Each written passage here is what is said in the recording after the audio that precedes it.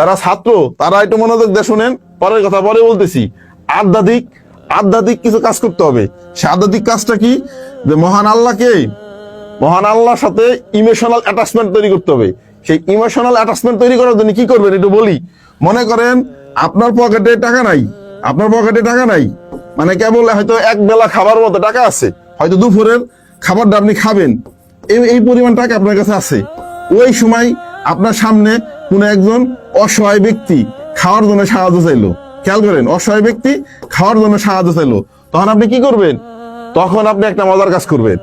তখন ওই অবস্থায় আপনি টাকা তাকে দিয়ে দিলে আপনি খাইতে পারবেন না, আবার না দিলে আপনি খাইতে পারবেন। এইরকম মুহূর্তে আপনি হচ্ছে কি ওই লোকটার খাবার টাকা দিয়ে দিবেন। দিয়ে আপনি যে না খেয়ে রইলেন, এই যে এইখানে আপনি যখন বুঝবেন যে আপনার পকেটে টাকা নাই, খাইলে আপনি খাইতে পারতেন, কিন্তু আপনি না খাইয়া আপনি আরেকজনকে দিয়ে দিলেন, আর ক্ষুধার্তকে দিয়ে দিলেন। এই যে আপনার ভিতরে একটা ইমোশন তৈরি হয়ে যাবে, আপনার ভিতরে একটা আলাদা ফিলিংস তৈরি হয়ে যাবে। এই ফিলিংস মানে ইমোশনাল অ্যাটাচমেন্ট। এই অ্যাটাচমেন্টের সময় আপনি আকাশের দিকে তাকাবেন, আকাশের দিকে তাকে আকাশ আল্লাহরে বলবেন যে আল্লাহ, চাইলে তো আমি খাইতে পারতাম, কিন্তু আমার নিজের খাবারটা আমি আরেকজনে দিয়ে দিলাম, তো এর বিনিময়ে আমার কিছু দিন। তখন যা লাগে চেয়ে নিবেন। এই যে ইমোশনাল অ্যাটাচমেন্ট, এই যে একটা।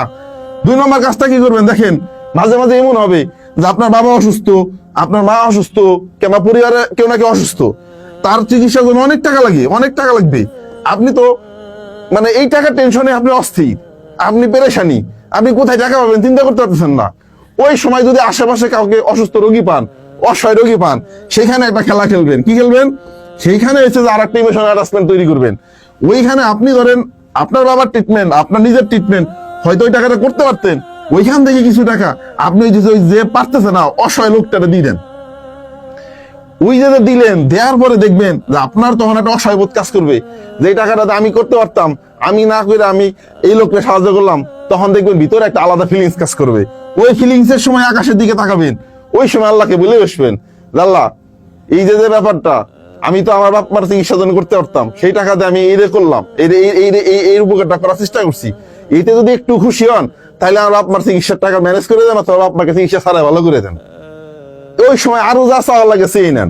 এই যে ইমোশনাল অ্যাটাচমেন্ট, খেয়াল করেন, মহান রবের সাথে এই ধরনের ইমোশনাল অ্যাটাচমেন্ট প্রতিদিন করতে হবে।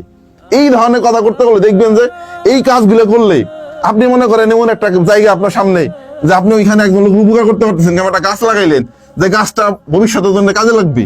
এই যে যখন একটা ভালো কাজ করলেন, তখন আল্লাহর সাথে কথোপকথন শুরু করেন। আকাশের দিকে তাকান, তাকায় বলেন যে আল্লাহ, এই যে কাজটা করলাম আপনার খুশির জন্য, আপনি যদি খুশি হন তাহলে আল্লাহ আমার এটা দিয়েন। এইরকম ইমোশনাল অ্যাটাচমেন্ট